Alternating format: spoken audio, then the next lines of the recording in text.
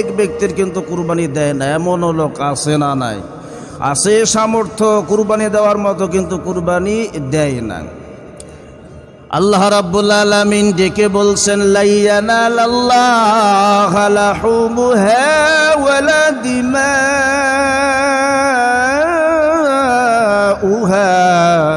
ওয়ালাকিন ইয়ানালুহু তাকওয়া মিনকুম।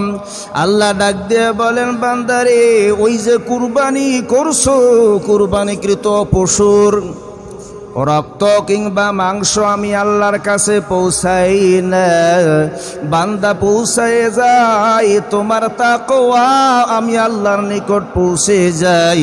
এ বান্দা, এত টাকা খরচ করে আল্লাহর রাস্তায় কুরবানি করতেছ, তোমার নিয়ত ঠিক আছে কিনা, তোমার নিয়তটা সহি আছে কিনা? তোমার নিয়তের মধ্যে যদি ভেজাল থাকি তাহলে কুরবানি হবে না, কারণ কুরবানি আল্লাহ চান তাকওয়া। ৭০,০০০ ৮০,০০০ টাকা দিয়া খরিদ করে পশু জবাই করে কুরবানি দিচ্ছ, উদ্দেশ্য হলো আল্লাহকে সন্তুষ্টি করা নাকি মাংস খাওয়া? আমার ভাইরা, আল্লাহ বলেন, বান্দারি, আমি আল্লাহ তোমার পরে হাজগারিটা দেখতে চাই। সাহাবা একরাম প্রশ্ন করলেন, ক্বালা ইয়া আসহাবু ইয়া রাসূলুল্লাহ মা হাযিহিল আযাহিয়্যু, ও নবীজি, কুরবানি কি? আল্লাহর নবী জবাব দিলেন, সুন্নাতু আবিকুম ইব্রাহিম।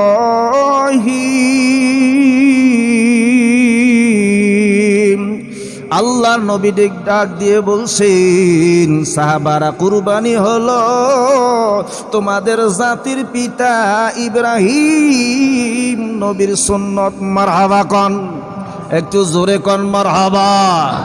কুরবানিটা কার সুন্নত? ইব্রাহিম আলাইহিস সালামের সুন্নত। সাহাবারা আবার প্রশ্ন করলেন, ক্বালু ফামা লানা ফিহা ইয়া রাসূলুল্লাহ, এই কুরবানি করলে আমাদের লাভ কি রয়েছে?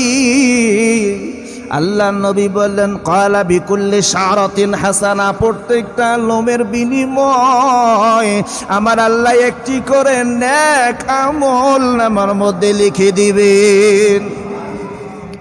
এত ফজিলতপূর্ণ কুরবানি, এত নেকি রয়েছে, সেই কুরবানি দেওয়ার আমাদের দরকার আছে না নাই? বন্ধুগণ আমার, এই জন্য আল্লাহর রাস্তায় যে কুরবানিটা আমরা দিব, অবশ্যই একটা ভালো মোটা তাজা প্রাণী কুরবানি দিতে হবে। মায়ার নবীজিকে প্রশ্ন করা হলো, ইয়া রাসূলুল্লাহ, কোন কোন ধরনের প্রাণী থেকে আমরা বিরত থাকব, কোন ধরনের প্রাণী কুরবানি দেওয়া যাবে না? আল্লাহর নবী ডাক দিয়ে বলেন, সাহাবারা, তোমরা 4 ধরনের প্রাণী থেকে কুরবানি দেওয়া থেকে বিরত থাকবে। কয় ধরনের? 1 নম্বরে হলো কানা প্রাণী, কানা যার কানামি প্রকাশ্য। নাম্বার 2 হলো খোঁড়া প্রাণী, যার খোঁড়ামি প্রকাশ্য। নাম্বার 3 হলো রুগ্ন প্রাণী, রুগ্ন প্রাণী যার রোগ প্রকাশ্য। নাম্বার 4 হলো দুর্বল প্রাণী, যার মাজা শুকিয়ে গেছে। দুর্বল আকৃতির প্রাণী দিয়ে কুরবানি দিতে আল্লাহর নবী নিষেধ করেছেন। আল্লাহ রাস্তায় যেই পশু আপনি খরিদ করে কুরবানি দিবেন, অবশ্যই যেন পশুটা একটু মোটা তাজা হয়, ভালো হয়, রোগ বালা মুসিবত যেন না থাকে, কানামি প্রকাশ্য না থাকে, খোঁড়ামি প্রকাশ্য না থাকে। একটা ভালো প্রাণী আল্লাহর রাস্তায় কুরবানি দিতে হবে। জিলহজ মাস সামনে এসে গেছে। এই জিলহজ মাসের আমল হলো, আল্লাহর নবী বলেছেন, জিলহজ মাসের 10 তারিখ, 10 জিলহজ, আল্লাহ রাব্বুল আলামিনের নিকট কোনো আমল এত পছন্দনীয় নয় যেই আমলটা পছন্দনীয় বেশি, সেটা হলো রক্ত প্রবাহিত হওয়া। কোন সুবহানাল্লাহ। যারা আল্লাহর রাস্তায় নেক নিয়াতে নিয়াতকে সহি করে কুরবানি দেবে কিয়ামতের দিন, এই কুরবানিকৃত পশুর খুর লোমগুলো আল্লাহর দরবারে হাজির হয়ে যাবে।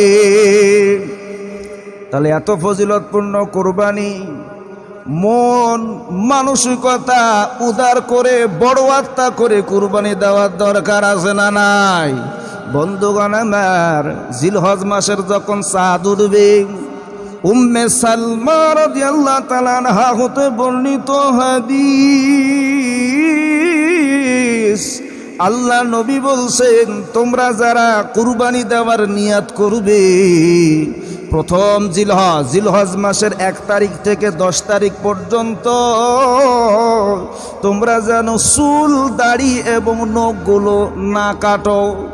কথা বলছেন, যারা কুরবানি দেওয়ার নিয়াত করবে অবশ্যই জিলহজ মাসের যখন চাঁদ উঠবে, পহেলা জিলহজ শুরু হয়ে যাবে, 10 জিলহজ পর্যন্ত নখ দাড়ি চুল মোষ কাটা যাবে না, আল্লাহ নবী নিষেধ করেছেন। এর মধ্যেও হাকিকত রয়েছে। এবার আসুন কুরবানির হাকিকত জানি। আমরা জানি আল্লাহর একজন পয়গম্বর ছিল হযরত ইব্রাহিম নবী। আল্লাহ রাব্বুল আলামিনের কাছে দোয়া করলেন মতান্তরে 80 বছর বয়সে, যে আল্লাহ আমার একটা নেক সন্তান দান করেন। রব্বি হাবিলি মিনাস সালিহিন। আল্লাহর কাছে ইব্রাহিম নবী দোয়া করল যে রব্বুল আলামিন আমাকে একজন সহনশীল নেক পুত এবং পবিত্র সন্তান দান করেন। আমার আল্লাহ রব্বুল আলামিন জবাব দিয়ে দিলেন, ফাবাশশারনাহু বিগুলামিন হালিম। আল্লাহ লাগ দিয়ে বলেন, ইব্রাহিম তোমার দোয়া আমি কবুল করলাম। আমি আল্লাহ রাব্বুল আলামিন তোমার একটা নেক এবং পুত পবিত্র নেক সন্তানের সুসংবাদ দিয়ে দিলাম। সুবহানাল্লাহ। কোন বিবি হাজেরার গর্ভে আল্লাহ রাব্বুল আলামিন ইসমাঈল আলাইহিস সালামকে পাঠাইলেন। সুবহানাল্লাহ। কোন বিবি হাজেরা ইব্রাহিম আলাইহিস সালামের দ্বিতীয় স্ত্রী। কত নম্বর স্ত্রী? প্রথম স্ত্রীর নাম কি? আরো জোরে বলেন। বিবি সারা, তিনিও একজন পুত্র সন্তানের মা হয়েছিল। তেনার সন্তানের নাম হযরতে ইসহাক আলাইহিস সালাম। সুবহানাল্লাহ। কোন বিবি সারা পৃথিবীর মধ্যে শ্রেষ্ঠ সুন্দরী ছিল, বিশ্ব সুন্দরী। আল্লাহ রাব্বুল আলামিন এত সুন্দর করি বিবি সারাকে বানাইছেন। পৃথিবীর মধ্যে 4 জন মহিলাকে আল্লাহ পৃথিবীর মধ্যে শ্রেষ্ঠত্ব সৌন্দর্য দান করেছিলেন। সুবহানাল্লাহ। কোন এই বিবি হাজেরাকে পাইলেন কিভাবে? ইব্রাহিম নবী কখন বিবি হাজেরাকে বিবাহ করলেন? কোথা থেকে বিবি হাজেরা আসলে? একটু নতুন ঘটনা শুনুন। বাইরামার ইব্রাহিম আলাইহিস সালাম যখন দিনের দাওয়াত নিয়ে নমরুদের কাছে যায়, নমরুদ ইব্রাহিম নবীর দাওয়াত অস্বীকার করলো। এক পর্যায়ে ইব্রাহিম নবীকে আগুনের মধ্যে দিল। আল্লাহ বলেন, ইয়া নারু কুনি বারদাও ওয়া সালামান আলা ইব্রাহিম। আল্লাহ পাক রব্বুল আলামিন আগুনকে ডেকে বললেন, আগুন রে, আমার ইব্রাহিমের জন্য তুমি শান্তিদায়ক ঠান্ডা হয়ে যাও। সুবহানাল্লাহ। কোন আগুন দাউ দাউ করে জ্বলে, ইব্রাহিম নবীর একটা পশম পর্যন্ত পড়া যায় না। আর একবার কোন সুবহানাল্লাহ। বাইরামার লম্বা ঘটনা।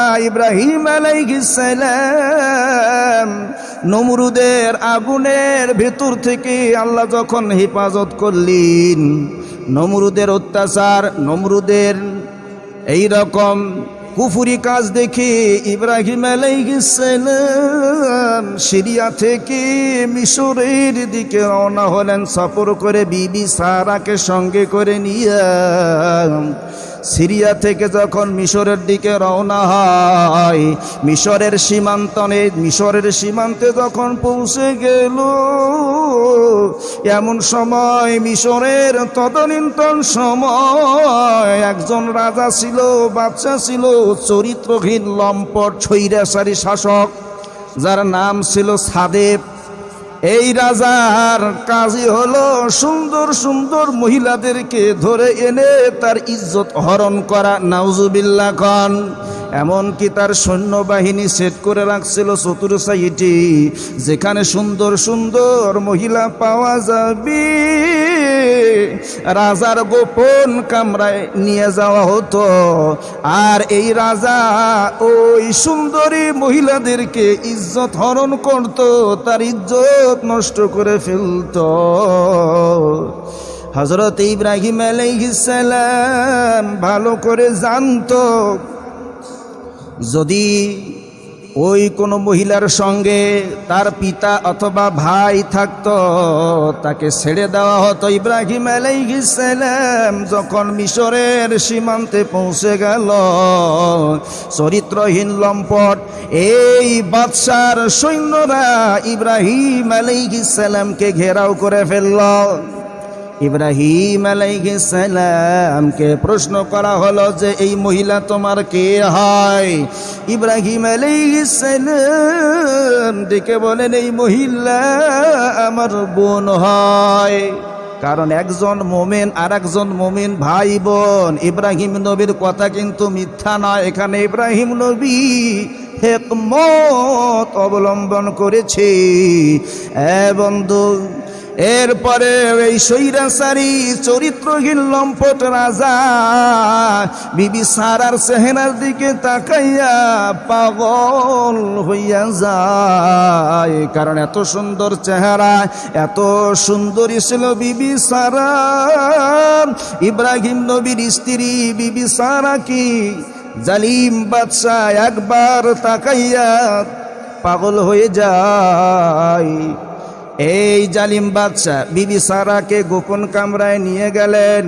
ইব্রাহিম নবী নামাজের মধ্যে দাঁড়াইয়া আল্লাহর কাছে দোয়া করতে লাগলেন যে আল্লাহ, এই জালেম স্বৈরাচারী রাজার হাত থেকে আমার স্ত্রী বিবি সারার ইজ্জত হেফাজত কর।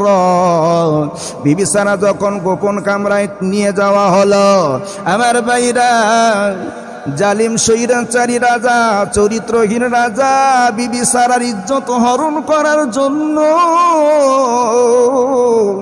যখন বিবি সারার কাছে আসতেছে, এমন সময় বিবি সারা আল্লাহর কাছে দোয়া করে, রব্বুল আলামিন, আমি তোমার পয়গম্বর ইব্রাহিমের আমানত, এই জালিম চরিত্রহীন রাজার কবল থেকে, তার হাত থেকে আমার ইজ্জত হেফাজত কর। আমি আল্লাহ তোমার কাছে সাহায্য চাই। জালেম রাজা কুমতলব নিয়া, খারাপ মন মানসিকতা নিয়ে বিবি সারার দিকে যখন আগায়, এমন সময় আল্লাহর গজব নাজিল হয়। এই বাদশার পা হাতগুলো কাঁপতে কাঁপতে মাটির ভিতরে ঢুকে যায়। একবার নয়, দুইবার নয়, তিনবার জালিম রাজা বিবি সারার দিকে কুমতলব নিয়ে হাত বাড়ালি। যতবার বিবি সারার দিকে অগ্রসর হয়, ততবার হাত পা গুলো মাটির মধ্যে আছাড় মারতে মারতে মাটির মধ্যে ডুবে যায়। এক পর্যায়ে রাজা সমস্ত সৈন্যদেরকে ডেকে বললেন, এটা তোমরা কাকে নিয়ে এসে দিয়েছো? এটা তো একটা জাদুকর মহিলা। এক পর্যায়ে রাজা ঈমান আনে এবং বিবি সারাকে ছেড়ে দেয়। সৈন্যবাহিনীদেরকে ডেকে বললেন, যাও যাও, এই সারাকে তার স্বামীর কাছে ফেরত দিয়ে আসো। রাজা খুশি হয়ে বিবি সারাকে ইব্রাহিম নবীর আমানত ফিরাইয়া দিলেন। আর ইব্রাহিম নবীকে এই রাজার একজন বাদী ছিল, দাসী ছিল, এই দাসীর নাম হলো হাজেরা। এই হাজেরাকে ইব্রাহিম নবীর খিদমতের জন্য ইব্রাহিম আলাইহিস সালামকে বিবি হাজেরাকে উপহার দিলেন। মারহাবা কন। তাহলে ইব্রাহিম নবীর প্রথম স্ত্রীর নাম কি? বিবি সারা। আল্লাহর পয়গম্বরের প্রথমত দাসী ছিলেন। এক পর্যায়ে বিবি সারার সন্তান হয় না, বিবি সারার অনুমতিতে, বিবি সারার অনুরোধে, আল্লাহর ইচ্ছায় ইব্রাহিম নবী বিবি হাজেরাকে বিবাহ করেন। বিবি হাজেরাকে বিবাহ করার পর 80 বছর বয়সে আল্লাহর কাছে দোয়া করলেন, আল্লাহ রাব্বুল আলামিন বিবি হাজেরার গর্ভে ইসমাঈল আলাইহিস সালাম পাঠালেন। সুবহানাল্লাহ কোন। পরবর্তী সময় বিবি সারাও কিন্তু একটা পুত্র সন্তানের মা হন, যেই পুত্র সন্তানটার নাম হলো হযরতে ইসহাক আলাইহিস সালাম। আমার ভাইরা, ইসমাঈল আলাইহিস সালাম যখন দুনিয়ার মধ্যে চলে আসলো, পিতার সঙ্গে চলাফেরার উপযোগী হলো, সব কিছু বুঝতে শিখল। এমন সময় আমার আল্লাহ রাব্বুল আলামিন ইব্রাহিম নবীকে স্বপ্ন দেখাইল যে ইব্রাহিম তোমার সন্তানকে কুরবানি করক, জবাই কর। ইব্রাহিম নবী চিন্তার মধ্যে পড়ে গেলেন যে স্বপ্ন দেখলাম, এই স্বপ্নটা কি আল্লাহ দেখাইল, আল্লাহর পক্ষ থেকে দেখলাম নাকি শয়তানের ধোঁকায় পড়ে স্বপ্ন দেখলাম। মনে রাখবেন, মাঝে মধ্যে বলি যে স্বপ্ন হলো 3 প্রকার। এক নম্বরে হলো তাসিলুম মিনাল্লাহ, যেটা হলো আল্লাহর পক্ষ থেকে স্বপ্ন দেখা। গভীর রজনীতেই স্বপ্ন মানুষ দেখে, গভীর রজনীতে দেখে, সুস্থ অবস্থায় দেখি। এই স্বপ্নের তাবির কারো কাছে জিজ্ঞাসা করা লাগে না, অন্তর থেকে ফয়সালা হয়ে যায়। এটা হলো তাসিলুম মিনাল্লাহ, 1 নম্বর। 2 নম্বরে হলো তাসিলুম মিনাশ শাইতান, শয়তানের পক্ষ থেকে স্বপ্ন দেখা। যুবক ঘুমাইয়া গেছে, রাতের বেলা একটা খারাপ মহিলার সঙ্গে স্বপ্নের মধ্যে কি যেন একটা খারাপি করে ফেলছে। সকাল বেলায় গোসল ফরজ হয়ে গেছে, এতে করে তার জেনার কোনো গুনাহ হবে না। আপনি যদি স্বপ্নের মধ্যে কাউকে মার্ডার করেন, কাউকে খুন করেন, গুনাহ হবে, কারণ স্বপ্নের মধ্যে কোনো গুনাহ নাই। নাম্বার 3 হলো তাসিলুম মিনান নাফস, নফসের ধোঁকায় পড়ি মানুষ স্বপ্ন দেখে।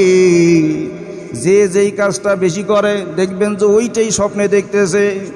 একজন বাসের কন্ট্রাক্টর সারাদিন বাসের ভাড়া তোলে, যে ভাড়া দেন, ভাড়া দেন, ভাড়া দেন। রাত্রিবেলায় স্বপ্নের মধ্যে কইতেছে ভাড়া দেন, ভাড়া দেন, ভাড়া দেন। স্ত্রী পাশে শুয়ে আছে। চেতন ভাইয়া কয় যে কি ব্যাপার, বাবার বাসা থেকে আমার বাবা দিছে খাট, আর আমার এই খাটের মধ্যে শুইয়া আমার কাছেই ভাড়া চায়, একটা ধাক্কা মারি ফেলাইয়া দিছে।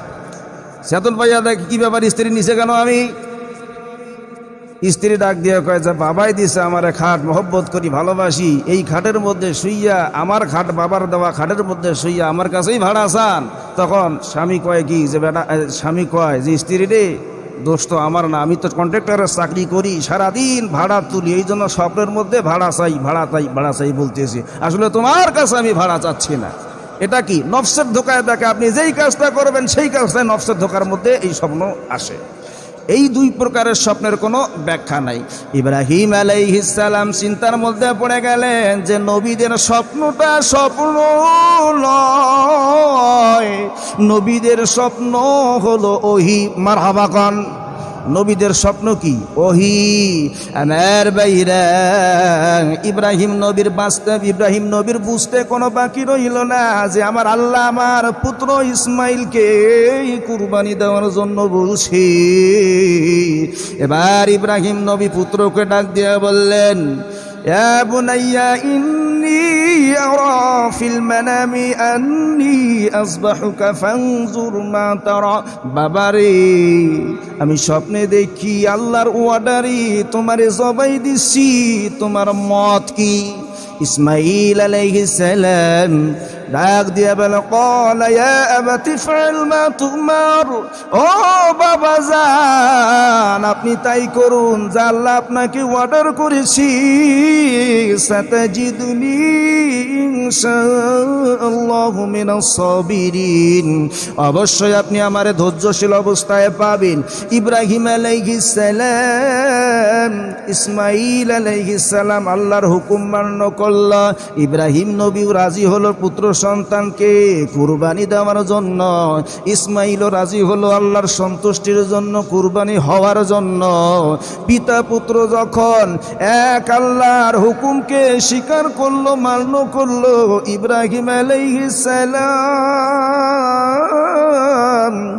ইব্রাহিম নবী ইসমাইলকে নিয়ে কুরবানি দেওয়ার জন্য পাথরের ওপর শোয়াইয়া কুরবানি দিবি। এমন সময় আমার আল্লাহ রাব্বুল আলামিন ইব্রাহিম নবীকে থামায়া দিলেন যে ইব্রাহিম থেমে যাও, তোমার কুরবানি আল্লাহর দরবারে কবুল হয়ে গেছি। আল্লাহ রাব্বুল আলামিনের পক্ষ থেকে ছিল এটা একটা পরীক্ষা, তুমি পরীক্ষায় পাশ করো নাকি ফেল করো এইটা যাচাই করার জন্য আমার আল্লাহ তোমার পুত্র ইসমাইলকে কুরবানি দেওয়ার হুকুম দিয়েছে। মারহাবা খান। ইসমাইল আলাইহিস সালামকে আল্লাহ ফেরত দিলেন, আর ইব্রাহিম নবী কি কুরবানি দেওয়ার জন্য একটা দুম্বা দিয়ে দিলেন। এই দুম্বা ইব্রাহিম নবী কুরবানি দিলেন। এই দুম্বা কুরবানি দেওয়ার মাধ্যমে কিয়ামত পর্যন্ত এই কুরবানির বিধান আল্লাহ রাব্বুল আলামিন জারি করে দিলেন। কোন সুবহানাল্লাহ। কিয়ামত পর্যন্ত কুরবানি হবে ইব্রাহিম নবীর সুন্নত হিসেবে। মারহাবা কন। কারণ সাহাবারা প্রশ্ন করেছিল নবীজি কুরবানি কি? নবী উত্তরে বলেছেন সুন্নতি আবিকুম ইব্রাহিম, এটা হলো মুসলিম মিল্লাতের জাতির পিতা ইব্রাহিম নবীর সুন্নত। তাহলে এই কুরবানি দেওয়ার মন মানসিকতা নিয়ত খালেস করে দেওয়ার দরকার আছে না নাই? 7 ভাগে কুরবানি দেন, 1 থেকে 7 পর্যন্ত 7 ভাগে 7 জন মিলে কুরবানি দেওয়া যাবে, কিন্তু প্রত্যেকের নিয়ত খালেস হওয়া লাগবে, সহিহ হওয়া লাগবে। কারণ নিয়তের মধ্যে যদি গড়বড় থেকে যায় কুরবানি বাতিল হইয়া যাবে। মাংসের বলটনের মধ্যে যে আমার ভাগ্যে কম পড়লো, উইয়ার ভাগ্যে কলিজা পড়ছে, আমার ভাগ্যে কলিজা আসে নাই, এই রকম মন মানসিকতাও যদি আসে ভাগে কুরবানি যারা দেবেন, মনে রাখবেন এমন মন মানসিকতা করা যাবে না। নেক নিয়তে হালাল টাকা দিয়ে আল্লাহর রাস্তায় কুরবানি দিতে হবে। রাজি আছেন ইনশাআল্লাহ? আল্লাহ রাব্বুল আলামিন আমাদের প্রত্যেককে সঠিকভাবে নেক নিয়তে আল্লাহর রাস্তায় কুরবানি করা তৌফিক দান করুক। সকলে বলেন আমিন। যারা সুন্নত পড়েন নাই পড়ি নেন ইনশাআল্লাহ।